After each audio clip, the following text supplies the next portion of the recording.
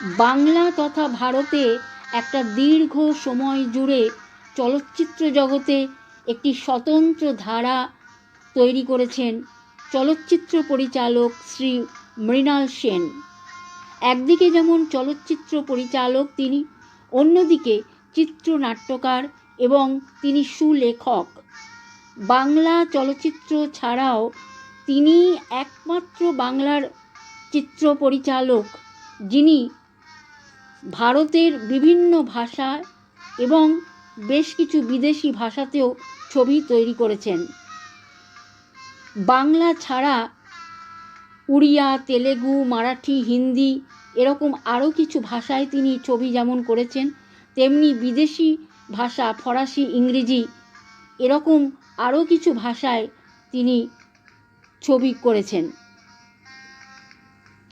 ছবির সংখ্যা তাঁর প্রচুর। নীল আকাশের নিচে ছবির প্রথম সফলতার মধ্যে দিয়ে তাঁর পরবর্তী সময় সুদীর্ঘ পথ চলা।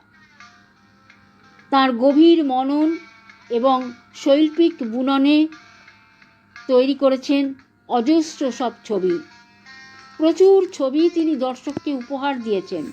মৃগয়া, ভুবন সোম, পুনশ্চ, 22শে শ্রাবণ, রাতভর, আধুরি কাহানি, পদাতিক, কলকাতা 71, খারিজ, আকালের সন্ধানে, একদিন প্রতিদিন, একদিন আচানক, জেনেসিস, অন্তরীণ, এমন অসংখ্য অনেক ছবি তিনি দর্শককে উপহার দিয়েছেন। সত্যজিৎ রায়, ঋত্বিক ঘটকের ঘরানার পাশাপাশি তিনি এক স্বতন্ত্র ঘরানা তৈরি করেছিলেন। তিনি ছিলেন চলচ্চিত্রের এক নতুন যুগের দিশারি। তাঁর প্রতিভাদীপ্ত চিন্তা, তাঁর বুদ্ধির প্রাচুর্য তাকে দিয়েছে প্রতিনিয়ত নতুন এক শিল্প দর্শনের বুনিয়াদ তৈরি করতে। চলচ্চিত্র শিল্পে আন্তর্জাতিক খ্যাতিমান এক অন্যতম ব্যক্তিত্বের নাম শ্রী মৃণাল সেন।